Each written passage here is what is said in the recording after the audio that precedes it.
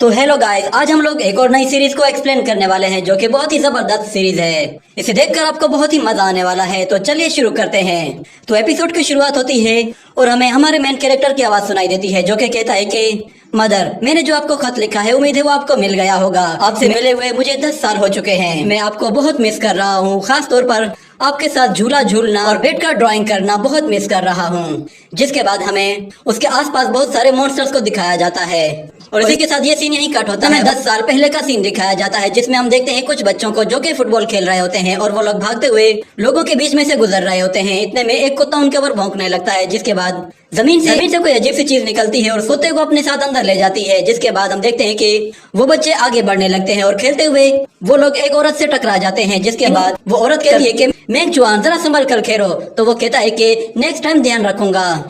मगर वो लोग उस मॉन्स्टर की तरफ जरा भी ध्यान नहीं देते जो कि उनका पीछा कर रहा था। और इतने में वहाँ पे एक आदमी लकड़ियां जमा करके घर ले आता है और उसकी बीवी कहती है कि तुम आ गए। तो इतने में हम देखते हैं जमीन से वही अजीब सा मॉन्स्टर बाहर निकलता है और उसे भी अपने साथ अंदर ले जाता है। और उस आदमी की बीवी जब उसे देखने के लिए आती है तो वह हैरान हो जाती है कि ये कहाँ चला गया। और दूसरी तरफ हम देखते हैं कि वो बच्चे अभी भी खेल में मसरूफ होते हैं और वो मॉन्स्टर उनके पीछे ही पड़ा हुआ होता है और रास्ते में आने वाली हर चीज को वो खाना शुरू कर देता है। मगर वो बच्चे अभी भी अपने खेल में मसरूफ थे और उन्हें पता ही नहीं था कि उनके आसपास कितनी बड़ी मुसीबत मंडरा रही है। और वो मॉन्स्टर तेजी से उनकी तरफ आगे बढ़ने लगता है। जिसके बाद अचानक जैसे ही वो मॉन्स्टर उसके करीब पहुंचता है तो उससे पहले वहाँ पे मेंगचुआन की मदर पहुंच जाती है और उसे कान से पकड़कर कहती है तुमने वक्त देखा है कि कितना हो चुका है, तुम अभी तक घर वापस नहीं आए। वो उसे कान से पकड़कर ले जाती है। जिसके बाद वो अपनी मदर से कहता है कि ठीक है मैं आपके साथ चल रहा हूँ पर मेरा कान तो छोड़ दीजिए। वो उसे अपने साथ ले जाती है और दूसरी तरफ एक बच्चा उस फुटबॉल को लात मारकर दूर फेंक देता है और वो सारे बच्चे भी वहाँ से भाग जाते हैं। जिसके बाद एक बच्चा अपनी फुटबॉल लेने के लिए जाता है तो अचानक उसका पैर फिसलता है और वो उसी मॉन्स्टर के मुंह में चला जाता है। जिसके बाद ये सीन यहीं कट होता है। अगले सीन में हमें दिखाया जाता है कि मेंगचुआन अपनी मदर के साथ एक जगह बैठा हुआ होता है। उसकी मदर पीछे मुड़कर देखती है कि मेंगचुआन कुछ ड्राइंग बना रहा है तो वो उठकर उसके पास आती है और उससे कहती है कि क्या तुम जो ड्राइंग बना रहे हो वो कंप्लीट हो गई। तो मेंगचुआन कहता है कि हाँ। वो उसे अपनी ड्राइंग दिखाता है जिसे देखकर वो कहती है कि तुम्हारे सामने इतनी खूबसूरत ब्यूटी बैठी हुई है और तुम दरख्तों की तस्वीर बना रहे हो, तुम सच में बहुत ही अनरोमांटिक बच्चे हो। तो मेंगचुआन कहता है कि क्या मैं इस ब्यूटी से ही जान सकता हूँ कि वो मुझे यहाँ पर क्यों लेकर आई है, कहीं ये इसलिए तो नहीं कि वो मेरे साथ झूला झूलना चाहती है।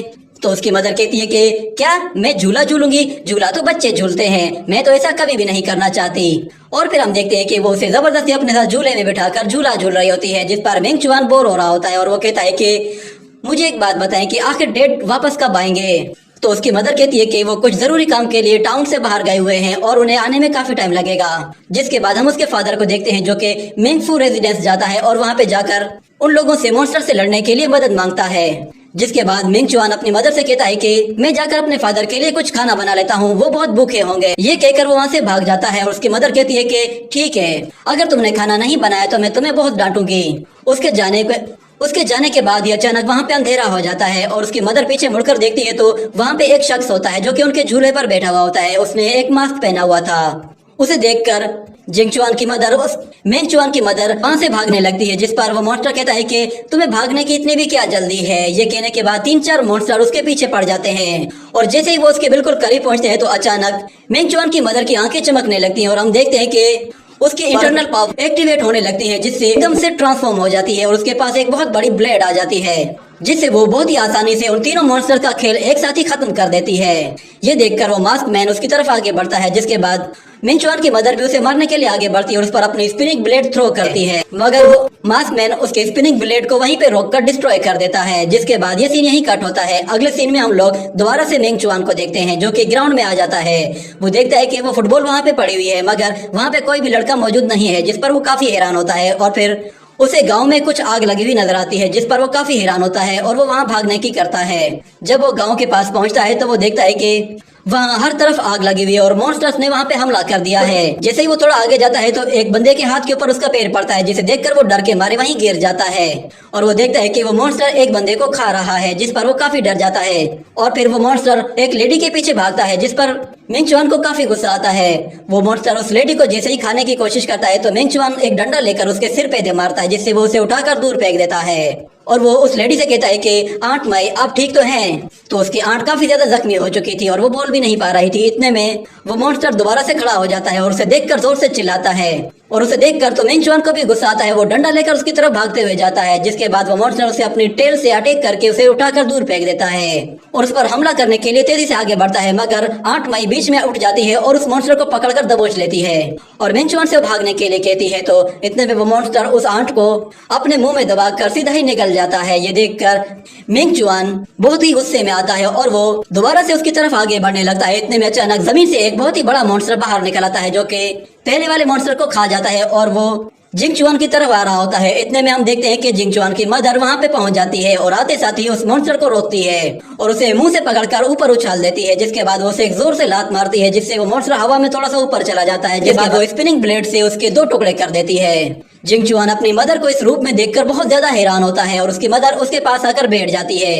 इतने में वहाँ पे और भी बहुत सारे मॉन्स्टर्स आ जाते हैं, जो कि उन्हें आकर चारों तरफ से घेर लेते हैं। तो जिंग चुआन की मदर दोबारा से अपने स्पिनिंग व्हील के साथ उठकर खड़ी हो जाती है और उनकी तरफ आगे बढ़ती है और एक एक करके उन मॉन्स्टर्स का खेल खत्म करना शुरू कर देती है। मगर वो मॉन्स्टर्स बहुत सारे होते हैं और इनमें से एक मॉन्स्टर उसकी मदद से बचकर जिंग चुआन की तरफ भागने लगता है। तो उसकी मदर अपना स्पिनिंग व्हील उसकी तरफ थ्रो करती है, जिससे वो उस मॉन्स्टर को बीच में से काटकर 2 टुकड़े कर देती है और वो स्पिनिंग व्हील जिंग चुआन के बिल्कुल सिर के पास से होके गुजर जाता है, जिस पर उसके अपने भी होश उड़ जाते हैं। और दूसरी तरफ उसकी मदर उन मॉन्स्टर्स की जमकर धुलाई कर रही होती है। उसकी पावर बहुत ही ज्यादा होती है, जिसके आगे उन मॉन्स्टर्स का कोई भी मुकाबला नहीं होता। वो एक एक करके उन सारे ही मॉन्स्टर का खेल खत्म कर देती है, जिसके बाद वहाँ पे एक दूसरा अजीब सा मॉन्स्टर आ जाता है, जो कि आते साथ ही अपने मुंह से आग उगलने लगता है, जिसे रोकने के लिए उसकी मदर अपने सामने स्पिनिंग व्हील को एक शील्ड की तरह यूज करती है। मगर हम देखते हैं कि वो मॉन्स्टर आहिस्ता आहिस्ता अपनी पावर को चार्ज करना शुरू करता है, जिससे वो अपनी पूरी एनर्जी के साथ एक साथ हमला करता है।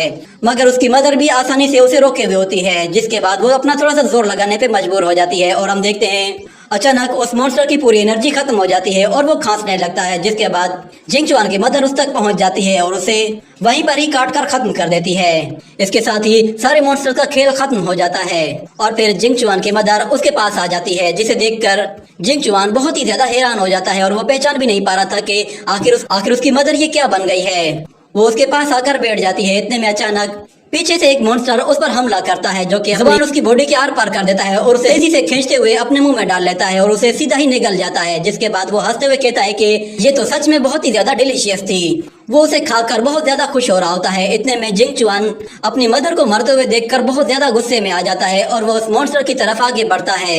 वो उसे मारने की कोशिश करता है, मगर वो मॉन्स्टर उसे उठाकर दूर फेंक देता है, जिसकी वजह से जिंग चुआन एक लकड़ी में जा लगता है और वो लकड़ी उसकी बॉडी के आर पार हो जाती है, जिससे वो वहीं पे ही मर जाता है। ये देखकर वो मॉन्स्टर हंसने लगता है, जिसके बाद हम देखते हैं कि अचानक से वहाँ पे कुछ बटरफ्लाईज आ जाती हैं, जो कि जिंग चुआन की बॉडी के अंदर चली जाती हैं और उसे उस लकड़ी से बाहर निकाल लेती हैं और उसके जख्मों को बिल्कुल ठीक करके उसे फिर से नॉर्मल कर देती हैं। जिसके बाद हम देखते हैं कि जिंग चुआन की इंटरनल पावर्स भी एक्टिवेट हो जाती हैं और वो एक बहुत बड़ी बटरफ्लाई में ट्रांसफॉर्म हो जाता है। और जैसे ही वो अपनी आंखें खोलता है तो उस मॉन्स्टर के ऊपर एक बहुत ही पावरफुल ग्रेविटी प्रेशर पड़ता है, जिससे वो वहीं पे दब जाता है और फिर जिंग चुआन उस पर जमीन से बहुत सारे एनर्जी अटैक्स करता है, जो कि उसे दोनों तरफ से जाकर हिट करते हैं। मगर वो मॉन्स्टर अभी भी जिंदा होता है, जिसके बाद जिंग चुआन उसकी तरफ कुछ बटरफ्लाईज भेजता है, जो कि उसे इसके चारों तरफ से जाकर लिपट जाती हैं और उसे हवा में ऊपर उठा लेती हैं। जिसके बाद जिंग चुआन अपना हाथ उसकी तरफ ऊपर उठाता है और दूसरी तरफ वो मॉन्स्टर खुश हो रहा होता है और वो कहता है कि ये पावर तो सच में बहुत ही लाजवाब है। वो बहुत ही हंसने लगता है, मगर इतने में जिंग चुआन अपनी मुट्ठी जैसे ही बंद करता है तो वो मॉन्स्टर वहीं पे ही डिस्ट्रॉय हो जाता है और उस मॉन्स्टर के मरते ही जिंग चुआन दोबारा से बेहोश होकर गिर पड़ता है। इसके बाद अगले सीन में हम लोग जिंग चुआन को देखते हैं, जो कि अपने फादर के साथ एक जगह बैठा हुआ होता है। उसके फादर ने वहाँ पे बहुत सारी कब्रें बनाई हुई थी, जिनमें से एक कब्र उसकी मदर की थी। और इसी के साथ ये एपिसोड यहीं पे ही खत्म हो जाता है।